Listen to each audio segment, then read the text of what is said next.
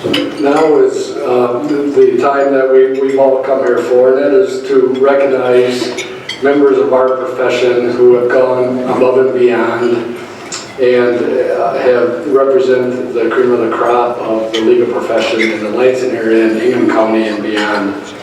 And before we begin the award presentations, I'd like to thank the awards committee for their hard work in reviewing the award nominations and commend them on their selection of the award recipients this evening.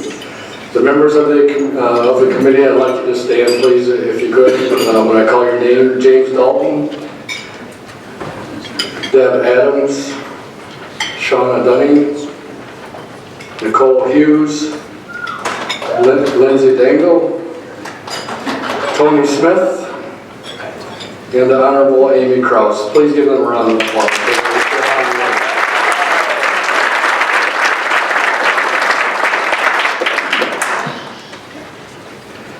And the first award tonight is the Leo A. Farhat Outstanding Attorney Award, and I'd like to invite the nominator, in this case, Scott Mandel.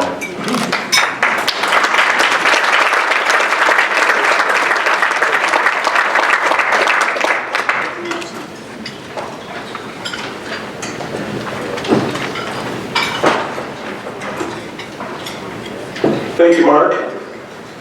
I'd like to begin by congratulating all of our honorees. The committee did a phenomenal job, and all of our nominees are incredibly deserving and represent us and our profession so well, so congratulations to all of you. It is my distinct privilege to introduce Chuck Barbieri as the winner of the Leo Farhat Award. And before getting down to talking about Chuck, I want to take a moment and talk about the namesake, Leo Farhat. When I first came to this legal community, very early on, it was my first year, I joined our firm in the fall, and I think the first thing I did as far as outside the firm was we were invited to the Farhat firm, which was, I believe, opening a new office at that point. I knew nobody. John Collins told me I should go, and John said it was good enough for me, so I went. When I walked in the door of the Farhat firm, I was greeted by Leo Farhat. And again, I knew nobody. I probably was the least important person to be there. I mean, Leo owed me nothing. Certainly didn't need to spend any time with me. Leo took me under his wing, introduced me to everybody, spent the evening with this kid who knew nobody. And the incredible graciousness of Leo is something I will never forget. He was the epitome of a lawyer and of a person, and I was always indebted to Leo for kind of making the rounds and introducing me to so many members of his firm and others. So it is with distinct a privilege for me to introduce my friend and partner, Chuck Barbieri, as this year's honoree. I thought I would devote my remarks to telling you why Chuck Barbieri is wrong, and I realize that's somewhat unusual when you're supposed to be saying nice things about people. 2 months ago, I received a telephone call while I was in the middle of preparing for a hearing that was kind of a kamikaze type hearing that I couldn't quite figure out how I was going to present my argument to the court. It was a pretty bleak morning for me trying to figure this thing out. And Jim Dalton called me to tell me that Chuck had been received this award and asked me if I could let Chuck know that. And that kind of perked me up, and it certainly more than made my day to do that. Tony Smith and I then went to Chuck's office to tell Chuck that he had received this award, this particular prestigious award. And Chuck's response, true to form, you know, Chuck, is, "I don't deserve it." That was Chuck's response to being told that he was the award winner. So I'm here to beg differ with Chuck and to explain to you why Chuck deserves this award. To begin with, I think Chuck epitomizes excellence in the practice of law. His areas of expertise are environmental law and First Amendment law. He's known as the encyclopedia. If you have any question in those fields, Chuck can dig in deeper than anybody I know and has absolute complete command for his area of practice. What impressed me about Chuck very early on in our careers was how hard-working he is. Anybody who knows Chuck knows that nobody will outwork Chuck. He will dig and dig and dig. He will do anything that he can to represent clients to the absolute best of our abilities as lawyers. He's a zealous advocate, yet he combines that with being ethical, honest, and treating everybody with respect at all times. One of the letters I had the privilege of reading and nominating Chuck said it best, and was, Chuck wins, but he does it the right way. And he really epitomizes that in a lawyer. As I was reading the qualifications for this award, it just seemed to suit Chuck to a T. Chuck is very active in his community. He's been the president of his church not once, but twice. Chuck was the chair of the environmental law section of the State Bar of Michigan. He's presently on the board of directors for our own association here. And the thing that, at least in my experience with Chuck, and I think he is most passionate about, was the Boy Scouts. Chuck was a longtime scoutmaster, loved working with the kids, and really just was enmeshed in all the activities of scouting. Chuck combines incredibly hard work and ethics for the practice of law with balancing his family life. He has a tremendous family. His wife Lori, his daughter Ashley was here with her fiance Dustin, and Brent, who are done Chuck proud and going on to have great careers of their own. Ultimately, in my judgment, this award signifies what Leo Farhat was all about. If you look at the people who have received this award, the one thing I think you can say about every one of them is that they are a lawyer's lawyer. And I believe Chuck epitomizes being a lawyer's lawyer. And what do I mean by that? My feeling is that it starts with, would you as a lawyer go to that person to represent you as the client, at least in your field of expertise? Chuck would be my choice. If I was at anything in the First Amendment area, environmental law, there's nobody else I would go to other than Chuck.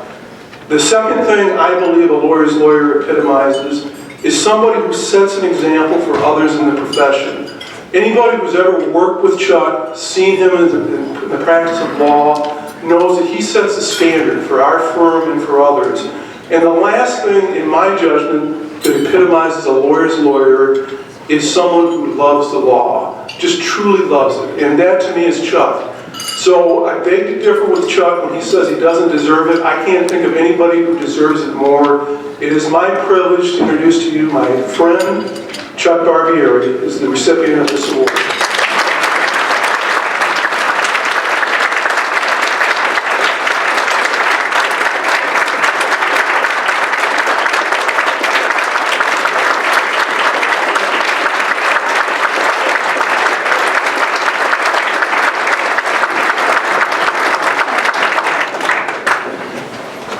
Thank you. Scott, that was, I'm still not sure that you're right, but I could be wrong. This is a night of many blessings. We are blessed as a bar association to have Nan Casey with her exceptional example of volunteerism. We are blessed to have George Zalakis, who's carved out a career marked by uncommon civility and professionalism. And we are blessed as a bar to have the Honorable David McKeague, who has had an unparalleled career as a practitioner and later as a trial and appellate jurist. In my case, I'm truly flattered and blessed to receive this Leo Farhat Award. I'm only a beneficiary of this award because of the involvement and, yes, the intervention of many over the years. I must acknowledge God first, who's always beside you, even when you sometimes stumble or even forget the way. And second, I must express thanks for the preparation, the mentoring, and assistance of so many in my law firm, not only those who are here tonight, but also a number who have passed away or retired. Let me, though, in particular acknowledge one person, my legal assistant, Lindy Hunter, who's here this evening, who has stuck with me to turn word fragments into sentences, and who perpetually faces the task of organizing the heaps of paper I create and maintain as files.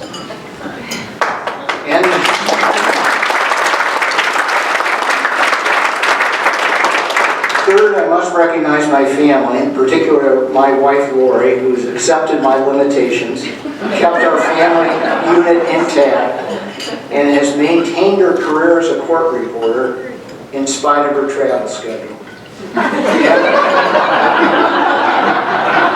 also have to acknowledge my daughter Ashley and son Brent, who've spent many of their young moments at the Foster Swift Law Firm, watching videos, waiting for their dad patiently to finish his task. I applaud them on watching their own careers and life paths despite my questionable example. But I'm truly a beneficiary, though, tonight of the legal community that Leo Farhat helped shape and maintain. This blessing was reinforced to me by a recent viewing of the film Bridge of Spies. In fact, I saw that with Judge Baird and George Zalakis, another recipient, along with my wife the other day. That movie stars Tom Hanks, and as the lawyer James Donovan, he answered the call of his bar association to represent a Soviet spy during the Cold War.